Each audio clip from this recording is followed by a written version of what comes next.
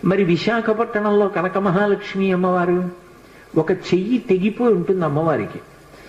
మరి ఆవిడ ఎంత అనుగ్రహమూర్తి! అసలు ఈ మార్గశీర్ష మాసంలో విశాఖపట్నంలో కనక మహాలక్ష్మి అమ్మవారి యొక్క దేవస్థానం ఇసకేస్తే రాలదు, అంతటి అనుగ్రహప్రదాయిని.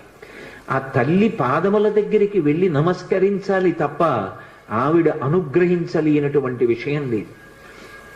ఈ మధ్య కాకినాడలో నాకు అత్యంత ప్రాణ సమానమైనటువంటి మిత్రుడు, అతన్ని గుండె ఆపరేషన్ చేయడానికి థియేటర్లోకి తీసుకెళ్లారు అని చెప్పి డాక్టర్ గారు నాకు నా ఫోన్కి మెసేజ్ పెడితే, ఆయన్ని రక్షించుకోవడం నా చేతిలో ఉంటుందా?